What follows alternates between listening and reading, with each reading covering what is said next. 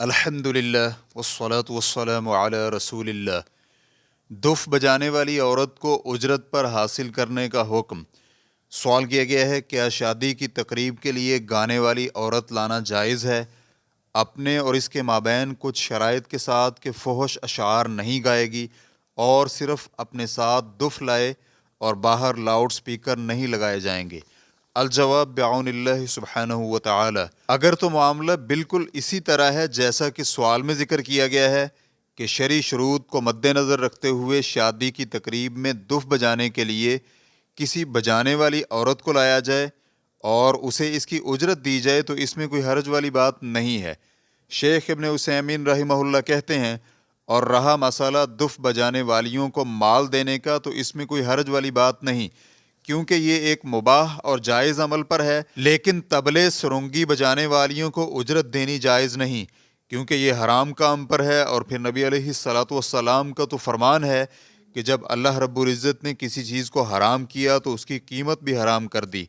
Reference کے لیے دیکھیے ابن حبان حدیث نمبر 4938، اور علامہ البانی رحمہ اللہ نے غایۃ المرام حدیث نمبر 318 میں اسے صحیح قرار دیا ہے۔ ریفرنس کے لیے دیکھیے لقاء الباب المفتوح جلد نمبر 1 صفحہ نمبر 580، اور اسی طرح اللقاء الشہری صفحہ نمبر 235۔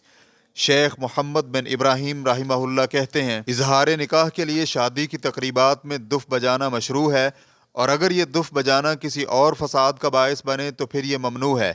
ریفرنس کے لیے دیکھیے مجموع الفتاوی جلد نمبر 10 صفحہ نمبر 218، اور اس میں دف بجا کر رقص کرنا اور ناچنا بھی شامل ہے۔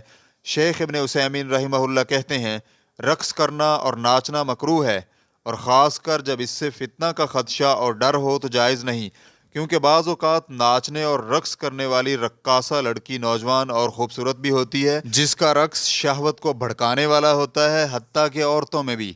ریفرنس کے لیے دیکھیے لقاء الباب المفتوح جلد نمبر 1 صفحہ نمبر 580، اور اس میں ادا کی جانے والی اجرت اسراف اور فضول خرچی میں بھی شامل ہے۔ اس دف بجانے والی عورت کو ادا کی گئی اجرت معقول ہونی چاہیے، جو اسراف اور فضول خرچی سے بعید اور دور ہو، کیونکہ اللہ سبحانہ و تعالی نے اسراف اور فضول خرچی سے منع کرتے ہوئے فرمایا، اور تم اسراف اور فضول خرچی مت کرو، بلا شبہ اللہ رب العزت فضول خرچی کرنے والوں سے محبت نہیں کرتا۔ سورۃ الانعام آیت نمبر 141۔